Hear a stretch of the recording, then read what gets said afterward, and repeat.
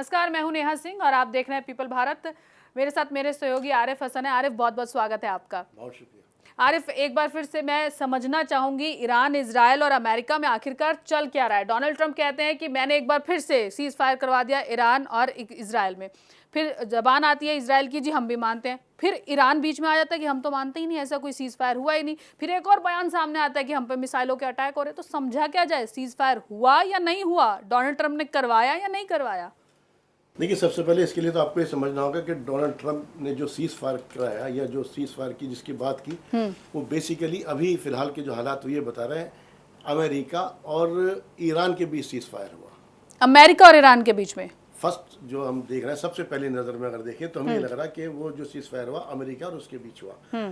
उसके बाद आएंगे इसके ऊपर अभी इसराइल के और ईरान के, क्योंकि जो ट्रंप मैदान में कूद गए थे जंग के मैदान के अंदर, उनके ऊपर जो प्रेशर पड़ा सबसे पहले अमेरिका से, तो उन्होंने उसको बहुत अच्छे से साफ तरह से निकलने के लिए सबसे रास्ता निकाला उन्होंने, कि उन्होंने क्या कि हम अलग हो जाते। क्योंकि कल रात जब आपको याद होगा कि रात में जब जो अमेरिकन बेसेस हैं इसमें खाड़ी के देशों में, उस पर जब ईरान ने अटैक किया, तो ये बात उसी वक्त मालूम पड़ गई थी कि कोई ना कोई बीच में कोई बातचीत चल रही है या पीछे पर्दे के पीछे कोई बात हो रही है। क्योंकि ट्रंप ने कहा, अगर थोड़ा पीछे जाएं G7 समिट में, क्या यही सब प्लानिंग के लिए डोनाल्ड ट्रंप वहां से भागे थे? हालांकि मना कर चुके हैं कि नहीं ऐसा कुछ नहीं था, कुछ और इम्पोर्टेंट था, लेकिन मुझे ऐसा लग रहा है यहाँ जो चीजें सामने आ रही हैं कि पर्दे के पीछे खेल यही चल रहा था। क्योंकि इतनी लंबी आपको प्लानिंग प्लॉटिंग करने के लिए 1 दिन या 2 दिन ही ब्यूरोक्रेट्स चाहिए, सब कुछ चाहिए। वो सब चीज आप बात सही करी। G7 से जो भागे थे वो इसी एक तो जब भागे थे वो ईरान के ऊपर प्रेशर बनाने के लिए, ईरान के ऊपर प्रेशर पॉलिटिक्स, ये प्रेशर पॉलिटिक्स थी। लेकिन ईरान उस प्रेशर पॉलिटिक्स में नहीं आया। ईरान से जब इनको मालूम पड़ा कि नहीं आ रहा, और इन्होंने जो अटैक किया उससे ईरान के जो परमाणु ठिकाने थे उसको कोई खातिर ख्वाह कोई नुकसान नहीं पहुंचा, कोई खास ऐसा नुकसान। ईरान तो बोल रहा है कि हमने वहां से अपने सारे न्यूक्लियर जो वेपन्स थे वो हम हटा चुके थे पहले। तो वो उसकी बात सच भी हो सकती है। वजह उसकी क्या है? ईरान के पास जो यूरेनियम है वो 9200 किलोग्राम यूरेनियम है, जिसमें से उसने 408 किलोग्राम जो है उसको 60% को एनरिचमेंट कर चुका, उसका जैसे हिंदी में क्या संवर्धन उसका कर चुका वो। और एक एटम बम बनाने के लिए सिर्फ आपको 42 यानी कि 42 किलोग्राम का जो आपका एनरिचमेंट चाहिए यूरेनियम का। सोचिए उन्होंने कितने बनाए होंगे। नहीं, इसका मतलब उसके पास अभी 8 से 10 एटम बम बनाने का मटेरियल रेडी है। और उसका इसके यूरेनियम की खासियत बात ये होती है, जो मैं कह रहा हूँ 400 किलोग्राम, ये 400 किलोग्राम जो यूरेनियम है ये ज्यादा वॉल्यूम नहीं घेरता। इसे आप जो आपका बैग है ना पैक कर सकते हैं, उस बैग के अंदर आ जाएगा ये। इसमें वेट इतना होता है। लेकिन हाँ, ये बात अलग है मैं या दो आदमी मिलकर से उठा ना सके, लेकिन जब वो एक इतना सा स्पेस कम लेता है तो आप किसी भी कमरे में कहीं भी आप छुपा सकते हैं उसके अंदर। तो बेसिकली ये है जो आप बात कर रही थी उसकी डोनाल्ड ट्रंप की, कि डोनाल्ड ट्रंप वहां से G7 से भागे। G7 से तो भागे थे प्रेशर के लिए, लेकिन जब ईरान को कोई ऐसा नुकसान नहीं हुआ, उधर अमेरिका में इतना प्रेशर बन गया कि हम नहीं जाना चाहते जंग में। अभी आप देख रहे थे कल से क्या कह रहे थे उनके जो वाइस प्रेसिडेंट हैं वेंस, वो भी कह रहे थे कि हमें ना कोई रिजीम चेंज करनी, ना ये लड़ाई में हम इतनी लंबी लड़ाई में। अच्छा, उधर रूस और चाइना चाह रहे थे अमेरिका डायरेक्टली इन्वॉल्व हो जाए, जिससे कि उनको भी बेनिफिट मिले। जैसे रूस को फंसा रखा ऐसे ही वो यहाँ भी चाह रहे थे। तो अमेरिका ने, डोनाल्ड ट्रंप ने बहुत साइड से एक रास्ता निकाला। फिर उसके बाद दूसरा एक बात और अभी आपने कही अभाव थे ईरान और इजराइल की जंगबंदी के ऊपर, जो इनके बीच सीज फायर हुआ। हकीकत बात यह है कि ईरान की भी एक, ईरान का के नाम ले लेकर के अरबों को अभी तक अमेरिका डरा रहा था कि आप अब्राहम अकॉर्ड के अंदर शामिल हो जाइए और आप जो है इजराइल की मदद कीजिए, वरना ईरान जो एटम बम बना रहा है और एटम बम बना रहा है ईरान, तो तुम्हें सबसे ज्यादा नुकसान होगा। क्योंकि अरब और ईरान की दुश्मनी जग जाहिर है, उसके अंदर कोई सालों पुरानी है। खास तौर से 79 के इनकलाब के बाद जो वहाँ पे क्रांति आई थी, इस्लामिक क्रांति, उसके बाद से अब एक तो वो कलई खुल गई कि भाई जिसे कहते हैं ना कि किसी फिल्म, उसका शोले फिल्म का डायलॉग है ना कि जी बच्चों कहते हैं कि सो जाए वरना गब्बर सिंह आ जाएगा। अब गब्बर सिंह भी आ गया। गब्बर सिंह तो अकॉर्डिंग टू वेस्ट आपने गोली मार दी। आपने क्या कहा, हमने पर उसके एटॉमिक ठिकाने तबाह कर दिए, वो भी खत्म हुआ। लेकिन इसके अंदर सबसे ज्यादा अगर कोई खुला या सबसे ज्यादा जो बदनामी हुई वो इसराइल की हुई है। आरिफ, कल मेरे एक सहयोगी न्यूज रूम में बात कर रहे थे कि आप 36 घंटे का सफर तय करके आते हैं उनके न्यूक्लियर जो वेपन्स हैं उनको तबाह करने के लिए, वापस 36 घंटे बाद आप जाते हैं, लेकिन आपके साथ तो कॉमेडी होगी। उन्होंने कहा तो हमारा तो कुछ तबाही नहीं हुआ। फैक्ट है। आपको मैंने बताया ना, स्पेस बहुत कम लेता है वो, आप उसे कहाँ ढूंढेंगे पिन पॉइंट, फिर आप 1 किलोमीटर नीचे उनके ठिकाने वहां पर मौजूद है। मतलब आप 72-70 घंटे का सफर तय कर रहे हैं, लेकिन नुकसान किसका हुआ? आपका नुकसान हुआ, आपका ईंधन खर्च हुआ, आपका सब कुछ खर्च हुआ।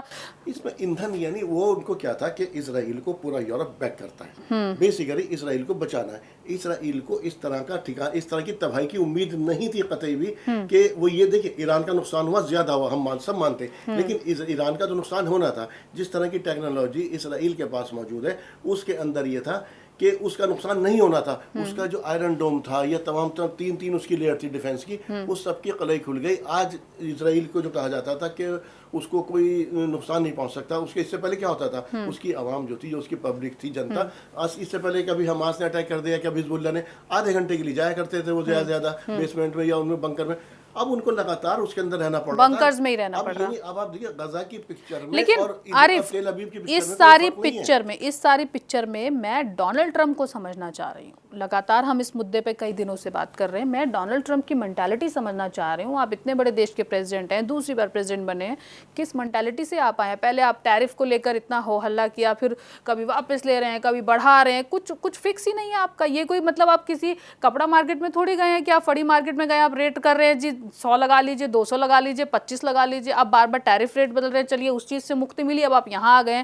पहले आप इंडिया पाकिस्तान के बीच में आए, सीज फायर को लेकर बोलते रहे हमने करवाया, फिर आप मुकर गए अचानक से कि हमने नहीं करवाया, पाकिस्तान ने खुद एक्सेप्ट कर लिया। हाँ, अब आप यहाँ भी आ गए कि हमने सीज फायर करवाया। डोनाल्ड ट्रंप की मेंटालिटी क्या जा रही है? मैंने क्या कहा था, आपको याद होगा जब हमने किसी प्रोग्राम में आपके साथ ही कहा था, अनप्रिडिक्टेबल बंदा है। बिल्कुल, हाँ, क्या कहेगा क्या नहीं कहेगा, लेकिन उसने कोशिश की डायरेक्टली और ईरान को प्रेशर में लेने की उसने कोशिश की। लेकिन जब ईरान प्रेशर में नहीं आया तो अगला टैक्स उधर देखा उसने कि कहीं ऐसा ना हो कि मेरे खिलाफ, क्योंकि डेमोक्रेट्स रिपब्लिकन सब उसके खिलाफ हो गए थे, अंदर से आवाजें उठने लगी थी इस जंग में हमें नहीं जाना। तो उसने एकदम पीछे से यू टर्न लिया और वापस गया, और उसने इसराइल को बैक करना था, क्योंकि इसराइल के पास सबसे बड़ी प्रॉब्लम ये हो रही थी, उसके पास वो जो इंटरसेप्टर मिसाइल थे वो सब खत्म हो रहे थे उसके वहां पर। ये भी अगर पूर्ति कर लेते तो सबसे बड़ी बात थी।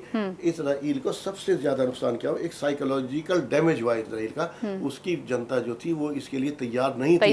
वो तो ज्यादा कई महीने 2 महीने आधे घंटे के लिए गए और छोटे छोटे रॉकेट आते। अब जो मिसाइल आए हैं ईरान की तरफ से उनको वो न रोक पाए। अब मैं जो बता रहा हूँ आपको, जब वो निकल के बाहर की पिक्चर देखते हैं तो गजा की पिक्चर और तेल अवीव और हाइफा की पिक्चर में कोई अंतर नहीं होता, फर्क नजर नहीं आता। अब वो बार बार देखो मार्को रूबियो और ये सब चीजें कह रहे, इन सब लोगों का प्रेशर इतना था कि हम ये जंग में नहीं जाना, हम इस जंग से निकलना है। अच्छा, उधर इसराइल को भी सेव करना था। इसराइल, अब सबसे बड़ा एक और इसराइल को नुकसान क्या हुआ मैं बता रहा हूँ आपको।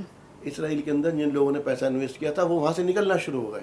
वो अभी तक उसको जंग में कौन पैसा लगाएगा? नहीं, उसको सेफ समझते थे। इसराइल तो पिछले, अगर आप देखें तो 1948 से जब से इसका ये स्थापित हुआ तब से अस्तित्व में आया है। जब से ये जंग में है। लेकिन आप बता रहे हैं कि कुछ देर का माहौल होता था कि 1 रॉकेट 2 रॉकेट, लेकिन अब तो लगातार चीजें चलती जा रही हैं, तो कौन पैसा लगाएगा? हर कोई पैसा अपने फायदे के लिए लगाता है। यहाँ तो चीजें गड़बड़ हो रही है। अभी एक बात और भी इसके अंदर आप देखिए, अभी तो ये भी नहीं मालूम आपको सीज फायर हुआ या नहीं हुआ। मैं यही तो सवाल पूछना चाह रही हूँ, शुरुआत मैंने इसी से की कि सीज फायर हुआ या नहीं हुआ, क्या समझा जाए?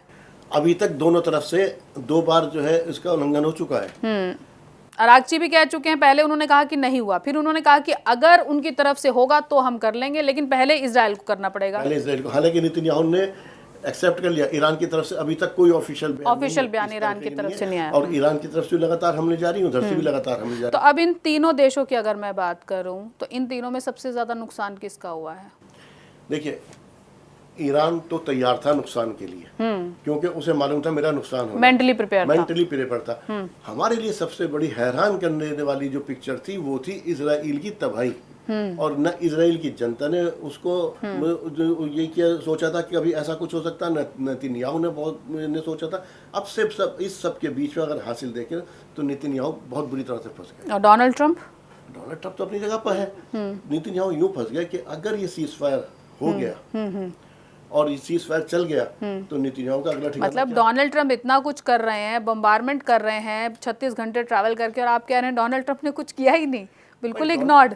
भाई डोनाल्ड ट्रंप ने तो क्या किया, उसने प्रेशर देखा और पीछे हट गए। उन्होंने कहा कि हम आए और उनके अकॉर्डिंग उन्होंने हमने अपने टारगेट अचीव कर लिए। क्या तो इजराइल भी ये रहा है, हमने टारगेट अचीव। लेकिन ईरान ने भी तो अपने टारगेट अचीव किए, उन्होंने भी तो कतर में उनके आर्मी बेस पे हमले कर दिए। तो वो एक सिंबॉलिक था, दोनों के वो एक अंडरस्टैंडिंग थी। अच्छा, ये अंडरस्टैंडिंग ये समझना चाहेंगे। अंडरस्टैंडिंग यूं थी क्योंकि ट्रंप ने क्या कहा, ईरान ने भी कहा कि हमने पहले अमेरिका को खबरदार कर दिया था कि हम वहां पर हमले कर रहे हैं, मैं कतर को भी बता दिया था। ये एक अंडरस्टैंडिंग थी जिससे कि अपनी पब्लिक को, अपनी जनता को ये बताने के लिए कि अगर अमेरिका ने मेरे ऊपर अटैक किया तो मैंने भी अमेरिका पर अटैक किया। अब वो नुकसान का आप कुछ भी करते रहिए कि हाँ किसका नुकसान हुआ किसका ना हुआ, दोनों की कंडीशन ये होगा कि अपनी अपनी पब्लिक को आपने संतुष्ट कर दिया। लेकिन जो बार बार मैं कह रहा हूँ सबसे ज्यादा नुकसान में और उसमें अगर कोई है तो इस टाइम नेतन्याहू और इस्राईल है, क्योंकि नेतन्याहू के लिए तो अगला ठिकाना क्या होगा। नेतन्याहू की पोजीशन से भी इसमें कुछ फर्क पड़ा है। नेतन्याहू की पोजीशन ये होगा सीज फायर हो जाए तो वहाँ के जो उसके केसेस सब खुल जाएंगे, अगला ठिकाना उसका जो। फिर सबसे बड़ी बार जो बात मैं कह रहा हूँ वो कह रहा हूँ, आप क्या हासिल करने गए थे?